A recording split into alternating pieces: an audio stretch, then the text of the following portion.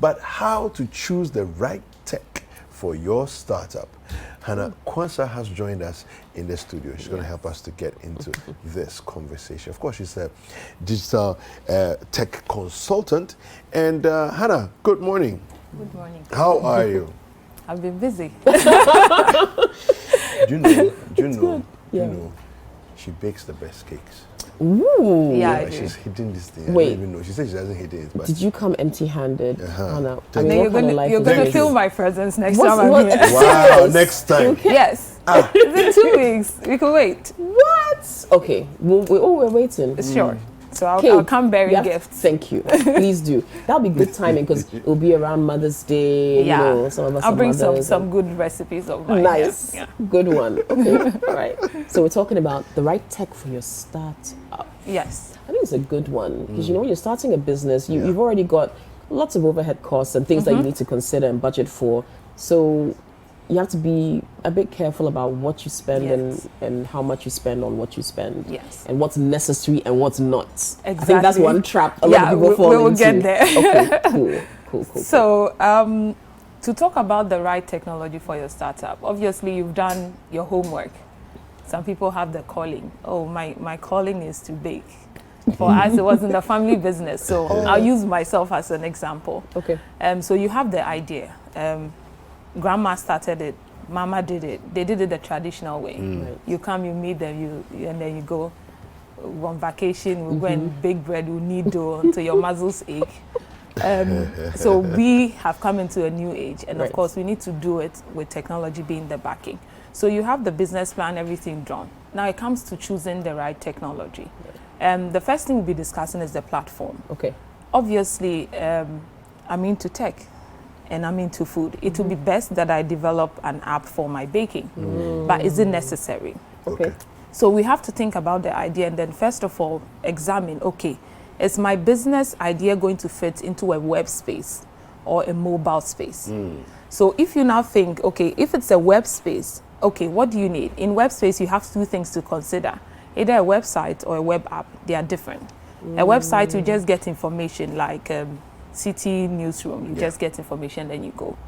But for a web app, it's more interactive. So that's what you see the banks having. You can go on there, log in, Right. and Chat then with transact. Yes, someone chat or- with someone. So that is an application, but it's a web-based application.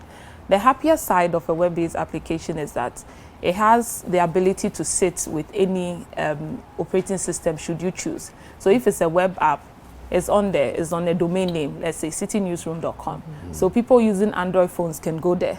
People using iOS can go there. Likewise, Windows phones and the rest, we'll talk about them later. They can go there, they're young people. So that is choosing between a website or a web app. Most often than not, people are hurriedly thinking, oh, I've started my business. I need a website, Right. but do you? I can do a website. Have I done one for myself? No. Okay. Because you are looking at your customers and you are thinking, where are my customers? Yeah. A website will come when I decide to upskill. Let's say offer services to companies. Then that would mean you have to get the corporate presence. But if I'm targeting individuals, these are not people who would come to a website and order a cake. Yeah. They would rather do it via a different system. So you look at it and then decide, okay, this is what I'm going for. Now, it comes into mobile app. Is it really necessary? Because yes, it's nice to have a nice mobile app where you go there and you can order food and I'll have it delivered. But do I need it? You are looking at it and doing like a table, the cost and the benefits and the problem that is solving. So after you decided, okay, this is what will be good for me, then you now can venture into it. But from my point of view, the best way to start is with a web app. Okay. It's easier to build, it's less money demanding compared to building a mobile app because the app will just be for you and you only. Yeah. Likewise, the mobile app the web app can be for you, all right, but it is widely scaled. When you are building a mobile app, you now have to build for everybody. I'm not an iPhone person. Okay. I have my own reasons. Of course, that's a debate for later. But if there are people who are like strong, staunch iOS users. So Like you have me. to build for them. Like me. Yes. Then you have to build for the Windows guys. And then you have to build for we, the Android users. So it means for your business, you'll be spending in building for 3 different platforms. Okay. You are a startup. Not worth it. Can you fund it? A mobile app, it depends on the strenuous job that is going to perform. But if it's to order and stuff like that, give or take, if you're even targeting people who are just coming up to develop it for you, you're looking about between 7,000 to 10,000 Ghana cedis just to develop for one platform. Now multiply it by 3, you have 30,000 cost already sitting down. Yeah. Can you? No. But when you put it on a web app, you can go to www.something.com and then you can access it. He can equally go from a Windows platform. I can equally go from an Android platform. So that is in choosing the platform. Okay. Now, after choosing the platform, then it comes to the device. Of course, you're setting up. I can afford a desktop PC. Do I need it? You need No. it. Okay.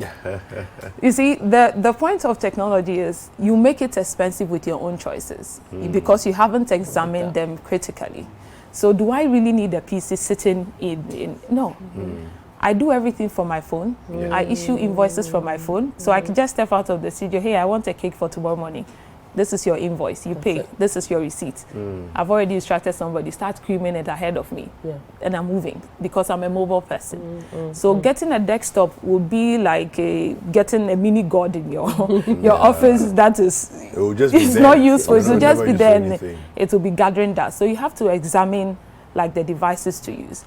If you are between a laptop and a phone, then you can consider using tablets or a phablet. So phablets is like a 5-inch to 7-inch screen, something manageable.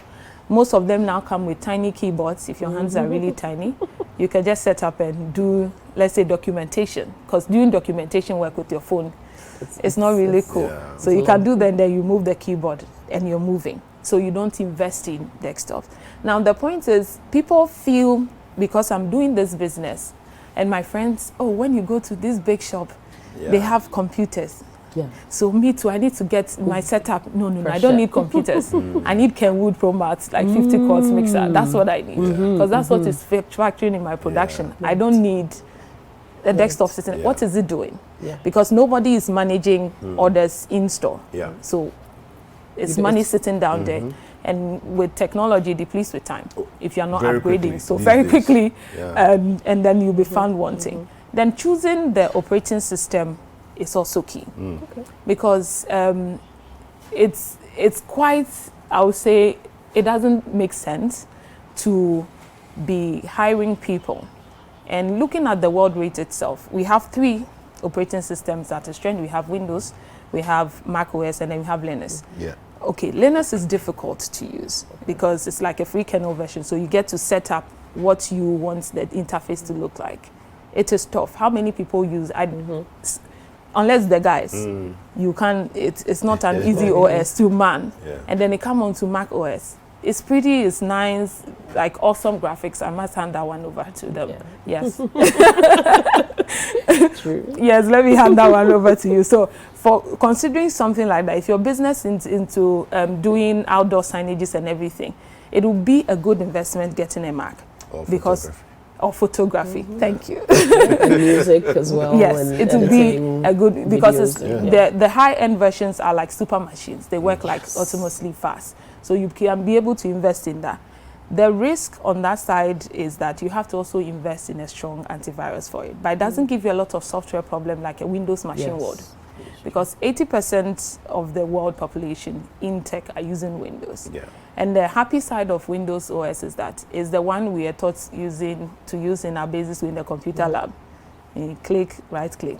So people come from school already with the training. And then you wouldn't have to invest in training your recruits. Okay, I've bought a Mac or a Linux OS for this desktop. Come and learn how to use it. That's already a month. We have issues. You go and train people, and simple things that you felt like is simple, it's not actually simple. So in the learning curve, in terms of migrating your staff onto a new platform, will be difficult for you. So it's better to join the bandwagon, of course, considering your options fully, because if you don't, the problem that comes is this. You have an operating system that is been good. Everything is working fine in your office, but you cannot use it. And so we have businesses in Ghana have acquired huge technology, but the people on the ground going to use the technology cannot use it. It means the technology is good, but it has failed in terms of its purpose. So that's something that you have to consider. Okay, you're buying the technology. It's supposed to alleviate a pain, not to add to it. So if your people are not conversant with this, you are a CIO, CTO, please don't buy it. Because we are on the other side here. We will sell it to you. We are good that's sales. business. Of course. Yes, we That's are good just salespeople. yeah. We will sell it to you, take our money, and then we'll go away. But you do your analysis and check: is it effective? Is it going to be reliable? Is it serving its purpose? As long as is it affordable? Yeah. Because some technology, as we've gone through, they are not really affordable.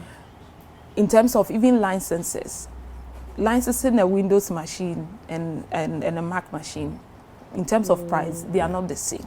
So it's leave those ones for the big boys to do. But if you're a startup, there are certain things don't hurriedly get into, because it will become like a useless thing sitting in your business. But looking forward, there are pitfalls that you have to avoid. Okay. These are things that people just get into. One, they refuse to do the checks. As I said, you are not searching enough, because Kweku have it. Hey, Kweku is using the latest iPhone. I also have to get it. But what is Kweku using it for? Kweku is using it for photography. Me, I'll use it to test an application. I don't need a phone that testing applications are. You just need a live phone with a good RAM, a good processor speed, and then you just test your application. If it works, then you migrate it onto a space where people can download and use. So investing in a high-end phone, I don't know what it's doing. So you have to consider, check. Okay, these people, this is what they are doing. By all means, have a look at it. Do your competitive analysis, but ask yourself: do I really need it? What is it going to solve? And then another thing is that most times we refuse to test. You just, hey, this new one is in town. But the thing about technology is, every 2 days they are releasing something new. Yeah, sure. So you'll be chasing, and it's never satisfying. They bring iPhone X, tomorrow they say XR. The next day they'll bring SR minus, and they'll go for it. Because it's more of I'm in town. I'm happening. Status symbol. There are some people who they hand over their phones to me, and I said, you've underutilized this phone, and you are buying a new one. It's like, oh, Hannah, you, and I said, no, that is the point. You haven't finished using this phone in terms of functionality. So for me, buying a phone, I buy functionality, not brand. Okay. So because it could be that a Mac, an iOS phone can be there, but then the specs of the one that my money can afford can get me a high end of, let's say, a Samsung or a Nokia. So I'll just look at it and, okay, I need a processor speed of this.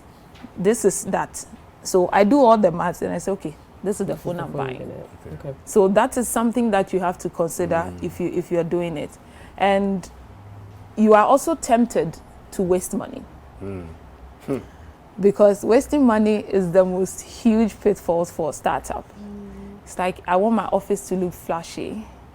So you invest in like huge servers, you invest in huge machines, but you're not going to use them. It's better if you consult with somebody. Okay, hey, you're a friend. Sometimes we even charge you, just call. Okay, I want to buy this. What do you think? Because in terms of wasting money, you can quickly go. Because your dream is to make your office look all screeny, all Silicon Valley-ish. But is it really serving the purpose? So you'll be tempted to waste money because they offer big promises. We salespeople will tell you what the app can do. And we'll make sure you believe it, else we failed. Hannah, thank you very much. This is great information. Fantastic. Yes. Fantastic. All right, so how can people reach you if they want to get in touch with you? I'm on Instagram at AmaBlueQ, also on Twitter, and on Facebook it's Hannah Kwanzaa. You can just ask me, do you really need this tech? And I'll answer. You answer. Yes. Thank you. Nice Thank one. you very much.